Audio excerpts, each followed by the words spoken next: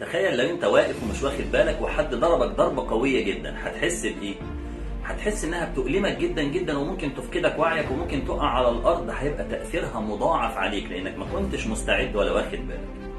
طيب تخيل بقى لو هي لعبة، لو هي طريقة معينة وانت واقف ومتفق مع حد ان هو هيضربك بشكل معين، فانت واقف وشادد عضلاتك جدا ومستعد قوي للضربة، الضربة هيقل تأثيرها عليك جدا. وده بيفكرنا بهذا المبدأ المهم جدا من مبادئ التفكير خارج الصندوق، وهو استعد للحرب فهي قادمة من داخل الصندوق. احنا بنقول فكر خارج الصندوق، فكر بشكل إبداعي، فكر بشكل جديد، فكر بدماغ تانية. اللي بيفكر بدماغ تانية دايما هيلاقي هجوم من أصحاب الدماغ الأولى، من الناس اللي عايشين جوه الصندوق، اللي بيفكروا بشكل تقليدي. يا جماعة أي حد بينادي بفكرة جديدة، بمبدأ جديد، بحاجة جديدة ولو كانت دين ربنا سبحانه وتعالى، بيهاجم وبيواجه دايما بالشتائم وبالسب وبالاستهزاء والسخرية. ليه؟ لأن الناس ما بتبقاش مؤمنة بهذه الفكرة الجديدة إلى أن يقتنعوا بيها ويؤمنوا بيها. وبالتالي أنت ما تفكر بشكل إبداعي بشكل جديد هتلاقي ناس تهاجمك.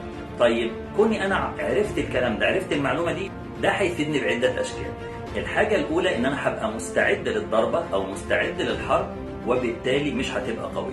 نمرة 2، كونك مستعد وعارف إن الناس هتهاجمك، ده مش هيبقى بالنسبة لك مفاجأة. مش هتقول معقول الناس اللي حواليا بتهاجمني، معقول هم بيقولوا كده، فبالتالي هيبقى الكلام ده وقعه وتأثيره عليك بسيط جدا. الحاجة اللي بعد كده إنك هتبقى مجهز الرد.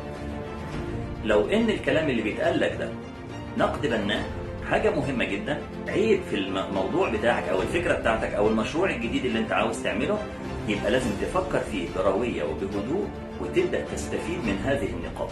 لأن مفيش حد فينا بيشوف الموضوع كله من كل الجهات، ولكن هي زي البازل، زي ما أنت شايف قطعة، في واحد تاني شايف قطعة، واحد تالت شايف قطعة رابعة، وهكذا. أما نحط القطع كلها جنب بعضها الصورة تكتمل. وبالتالي أما حد يقول لك إن هذا الرأي مش مهم، هذا الرأي مش كويس، أنت مش هتنجح، أنت فاشل، اسمع هذا الكلام وشوفوا بنى كلامه على أساس إيه. إذا كان هذا الكلام مبني على أساس علمي سليم أو على وجهة نظر صحيحة، لازم ناخد بيها ونفكر فيها ونطبقها بالفعل. طيب نفرض إن اللي كان بيقول كده كان بيقول كده وخلاص، كان بيحسدك، مش بيحبك، بيغير منك، ايا كانت هذه الاسباب، يبقى ساعتها بس تعرف نعمه ربنا عليك انه جعل ليك اذنين علشان الكلام يدخل من واحده ويخرج من الثانيه. فعلا، يعني ما تخليش هذا الكلام يؤثر عليك خالص.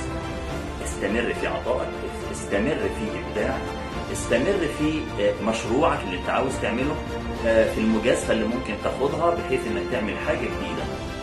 اذا فهذا المبدأ من مبادئ التفكير خارج الصندوق مهم جدا، وهو إنك تنتظر الحرب فهي آتية من داخل الصندوق لا محالة.